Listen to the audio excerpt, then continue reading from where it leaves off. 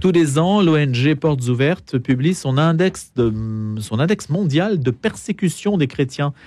Un classement 2024 qui vient de sortir et que nous allons commenter. C'est le propre des chrétiens d'être persécutés.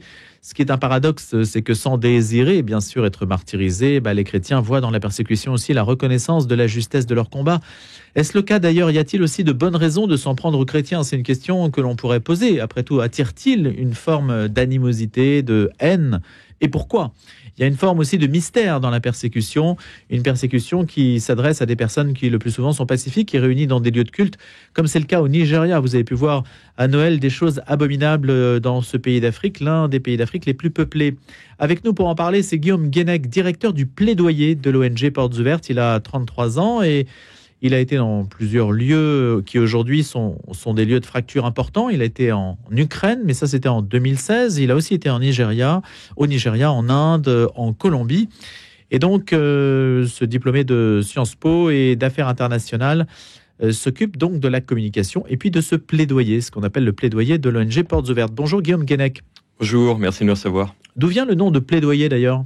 Le plaidoyer, c'est l'action de plaider. Plaider pour la cause des chrétiens persécutés, être leur voix là où ils ne sont pas entendus. En particulier, on fait du plaidoyer dans le milieu politique institutionnel. Donc régulièrement, on va informer le ministère des Affaires étrangères, on va être auditionné à l'Assemblée nationale, au Sénat, pour apporter une expertise sur ce sujet, qui est un sujet de relations internationales, qui est un sujet de droits de l'homme, et qui donc les intéresse. Et comme ça les intéresse? Ah oui. Voilà. La politique étrangère de la France dit officiellement sur son site internet que promouvoir les droits de l'homme, y compris le droit à la liberté de religion, fait partie de la politique étrangère de la France. Donc, on peut y aller et donc on y va, on informe le plus possible sur ces sujets. Ouais. Est-ce que ça change quelque chose que les institutions soient informées? Est-ce que d'une année sur l'autre, vous avez vu des changements? C'est essentiel. C'est essentiel que les institutions soient informées, que les États, la communauté internationale prennent conscience de ce qui se passe. On parle d'un problème, un phénomène qui est global. 365 millions de chrétiens, aujourd'hui fortement persécutés, discriminés dans le monde. Qu'est-ce qu'on met là-dedans? Alors, ce qu'on appelle persécution, à portes ouvertes, on prend en compte deux aspects de la persécution. Pour nous, c'est toute hostilité à l'encontre d'une personne en raison de son identification au christianisme. Quand on dit toute hostilité, on regarde la violence. Le nombre de chrétiens tués, le nombre de chrétiens violés, passés à tabac, les églises attaquées. À chaque fois, on regarde ça quand c'est en raison de la foi de l'individu. On ne mesure pas juste la souffrance des chrétiens, mais bien quand ils sont persécutés parce qu'on sait qu'ils sont chrétiens.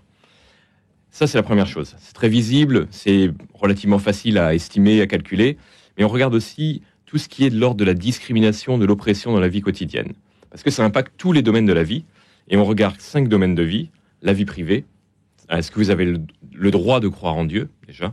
Est-ce que vous avez le droit d'avoir une Bible sur vous? Ou est-ce que vous risquez quelque chose? De prier chez vous? On regarde la vie familiale. Comment réagit la famille? Si quelqu'un se convertit alors que la famille est d'une autre religion, est-ce que la personne qui devient chrétienne va perdre ses droits de succession, va perdre la garde de ses enfants? Donc là aussi, c'est quelque chose qui impacte fortement la vie de l'individu. On regarde la vie sociale. Est-ce que, si c'est dans un village, il y a le cas par exemple au Bangladesh, est-ce que les chrétiens ont accès à l'eau du puits du village? S'ils n'ont pas accès, ils doivent faire 5 km pour aller chercher l'eau. Là encore, c'est pas de la violence, mais c'est de la persécution. Ça impacte vraiment la vie de l'individu dans sa vie quotidienne. On regarde la vie civile. Est-ce que les lois défendent la liberté religieuse? Bon, là, c'est assez facile à faire. Et on regarde la vie ecclésiale. Est-ce que les églises peuvent fonctionner? Est-ce qu'elles ont pignon sur rue? Il y a des pays, c'est même pas possible d'avoir une église qui a pignon sur rue. L'Arabie Saoudite, il n'y a pas d'église. Donc, on regarde tous ces aspects, et c'est ça qui nous permet de jauger, d'établir un score, de faire un classement des pays. On regarde la persécution violente, on regarde toute la persécution, l'oppression qui atteint la vie quotidienne. Et sur tous ces paramètres, on a un système de classement. Et ça nous donne le résultat qu'on a aujourd'hui, le classement de l'index 2024. Est-ce qu'on sait pourquoi les chrétiens sont persécutés? Alors, évidemment, c'est quelque chose qu'on regarde. On essaie de comprendre quelle est la logique derrière. Est-ce qu'il y a une idéologie? Est-ce qu'il y a quelque chose qui porte à cette persécution? Il y a différents mécanismes. La persécution, c'est un système complexe.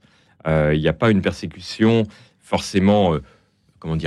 pure où on va persécuter juste en raison d'un désaccord religieux. Souvent, c'est mêlé à plein de choses. Les chrétiens sont beaucoup persécutés pour ce qu'ils sont perçus, plus que pour ce qu'ils sont. C'est vrai qu'on peut se poser la question des gens dont le commandement principal, c'est d'aimer Dieu et d'aimer son prochain. Pourquoi sont-ils persécutés? Alors tout ce qu'ils veulent, c'est être une bénédiction pour leur pays, c'est servir leur prochain, ils sont souvent persécutés parce qu'ils sont perçus soit comme des agents de l'Occident, soit comme une culture étrangère. C'est le cas en Inde. Les chrétiens sont persécutés parce que on se dit ils apportent leur cœur. C'est l'idéologie hindoutva, l'Inde aux hindous. Le cœur des chrétiens, et ils disent la même chose pour les musulmans, appartient à une terre étrangère.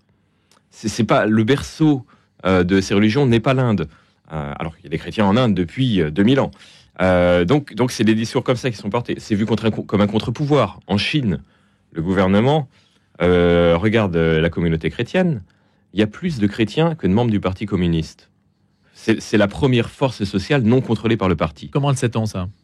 Comment le sait-on? On a les chiffres. Il y a des chiffres en Chine. On est pas loin de 100 millions de chrétiens en Chine. La Chine, c'est le pays où il y a eu, au cours des 50-60 dernières années, le plus grand réveil du christianisme, peut-être de l'histoire, parce qu'on est passé, je crois qu'avant Mao Zedong, on était à 600 000, on est maintenant à 100 millions. Donc c'est quelque chose qui est d'ampleur. Donc souvent, les chrétiens vont être persécutés pour ce qu'ils sont perçus, plus que pour ce qu'ils sont, c'est une réalité. Juste, Guillaume Guenec, ce réveil chinois, on l'attribue à un soutien qu'apportent des organisations étrangères qui viendraient favoriser ce réveil? Alors, ou vient-il exclusivement de l'intérieur, et si oui, comment? C'est tout le paradoxe. Le réveil, on l'a vu, et c'est le cas dans beaucoup de pays, à partir du moment où les missionnaires étrangers ont été chassés. Et à partir de ce moment-là, ça devient le fait des chrétiens locaux de porter ce en quoi ils croient. La Chine a beaucoup fonctionné pendant des dizaines d'années par des gens qui étaient des chrétiens itinérants ou des évangélistes itinérants, comme on les appelait. Ils allaient de village en village, ils partageaient la parole de Dieu, et beaucoup de personnes se sont converties comme ça. Après, Portes Ouvertes, on a participé à notre échelle, on a fait livrer 1 million de Bibles dans les années 80 sur une plage de Chine, à une époque où c'était très compliqué d'avoir des Bibles. Donc c'est aussi une manière d'apporter notre soutien. Les chrétiens sont-ils persécutés en Russie? En Russie, il y a une situation qui est assez particulière. La persécution principalement, elle est dans le Nord-Caucase. Tchétchénie, Daghestan. En termes musulmans. Voilà, dans ces pays-là où c'est un islam qui est très conservateur. Et alors, si c'est des chrétiens russes, d'ethnie russe, de l'église orthodoxe russe, il n'y aura pas de problème. Même s'il y a eu des attaques dans les années passées. Mais un Tchétchène musulman qui se convertit au christianisme, c'est très très dangereux pour lui en Tchétchénie. C'est très mal accepté socialement. Et d'ailleurs, ça me permet d'ouvrir un sujet. Les plus persécutés, ce sont souvent les convertis d'un autre arrière-plan religieux. C'est le sujet qui engendre une crispation et qui fait que la famille, la société, parfois l'État réagit parce que c'est inacceptable dans certaines mentalités de changer de religion. Mais dans votre classement mondial, dans cet index mondial de persécution, publié donc par Portes Ouvertes, ONG qui donc est au service des chrétiens persécutés, où mettez-vous la Russie? Elle est en blanc, en rose, en bleu? Elle est en pays, alors on a un système de classement, à partir de, donc on a un barème sur 100, à partir de 41 points sur 100, on considère qu'il y a une persécution forte. Donc la Russie est dans ce cas-là, mais la Russie ne fait pas partie des 50 premiers pays de l'index, pour des raisons, alors c'est plus pour des raisons de communication, on met l'accent sur les pires pays, sur les pays où c'est le plus compliqué. Donc la Russie ne fait pas partie de l'index, mais c'est un pays où il y a quand même une persécution forte, en particulier dans certaines régions. Des chrétiens? Des chrétiens, oui. Et lesquels? Justement, les non-orthodoxes? Les convertis. Et il y a aussi une certaine suprématie, on peut dire, de l'Église orthodoxe russe. Et les autres dénominations, que ce soit catholiques, protestants, évangéliques, sont mal vues. Donc là, c'est plus un phénomène social. Ils vont être critiqués par cette religion, parce qu'il y a aussi des cas, effectivement, il faut le dire, et c'est là qu'on voit que l'intolérance a plusieurs visages. Il y a aussi des cas dans certains pays où des chrétiens vont être persécutés par d'autres chrétiens, parce que c'est pas la même dénomination, parce que c'est pas accepté. Il y a le cas en Éthiopie aussi, où l'Église orthodoxe éthiopienne, se considère comme la seule Église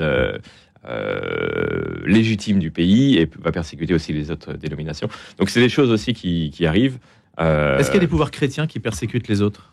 Des pouvoirs, vous voulez dire des pouvoirs publics? Oui, des pouvoirs publics, ou même selon les critères de la persécution que vous avez mentionnés, est-ce qu'il arrive que les chrétiens soient du mauvais côté?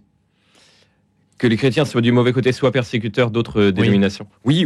C'est aussi quelque chose qu'on constate. C'est pas le principal facteur, mais c'est un des facteurs. Nous, on va toujours promouvoir l'unité des chrétiens, mais c'est vrai que dans un certain nombre de pays, il y a des tensions entre différentes dénominations, les tensions entre catholiques et protestants évangéliques. Il peut y avoir ça en Amérique latine, au Mexique, en Colombie. Même s'il y a d'autres facteurs aussi qui vont intervenir dans la persécution. Les cartels sont très impliqués, c'est une persécution qui est très violente. Il y a le cas en Éthiopie que j'ai mentionné. En fait, Guillaume Guenec, c'est toujours une question un peu mystérieuse, justement, parce que vous parlez de l'Amérique latine. Comment se fait-il, mais je l'ai posé à plusieurs reprises sur cette antenne, mais je n'ai pas de réponse, je ne sais pas si vous en avez une d'ailleurs, c'est le fait, cette Amérique latine qui a été christianisée, qui officiellement sur le papier, si on regarde tous les index, sont des pays... on parle du Brésil comme la puissance montante du christianisme de demain, aussi bien pour les évangéliques que pour les catholiques. Et puis dans la réalité, ce sont des pays où la criminalité est effroyable et où il ne fait pas si bon vivre que ça. Et ce sont des pays, en fait, en soi, sur le papier, c'est chrétien. Oui. C'est un des sujets. Il y a de la persécution dans certains pays à majorité chrétienne. Au Nicaragua, par exemple, l'Église actuellement persécutée au Nicaragua, elle ne l'est pas par un pouvoir chrétien officiellement, mais elle est dans un pays culturellement chrétien. À majorité chrétienne. Comment l'analysez-vous, ça? Alors, il y a deux choses. Pour le Nicaragua, il y a vraiment... Là, c'est l'engagement social de l'Église l'Église paye le prix fort pour son engagement social. Son action auprès des plus démunis, ses appels à l'état de droit, au respect des libertés. Elle a pris position pour les gens qui étaient incarcérés, des prisonniers politiques, dans des conditions qui étaient dégradantes. L'Église, elle va pas juste se réunir, et elle a une voix à porter, elle a des valeurs.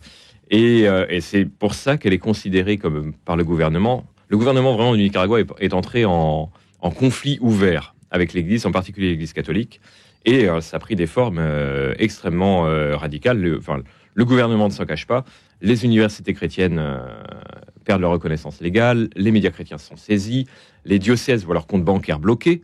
Il y a eu ce prélat Alvarez, condamné à 26 ans de prison. Il a été récemment libéré, d'ailleurs, il y a quelques jours seulement. Il a pu être libéré et expulsé du pays, déchu de sa nationalité. C'est vraiment une persécution extrêmement violente, extrêmement assumée. Pourquoi ? Parce que l'Église a osé s'engager socialement et dénoncer ce qui n'était pas juste de la part du gouvernement. Donc il y a cette logique-là, et il y a aussi l'engagement social de nombreux chrétiens dans les pays comme la Colombie, qui vont s'élever contre le trafic de drogue, qui vont avoir des centres de désintoxication, qui vont encourager leur congrégation à ne pas participer au trafic de la coca.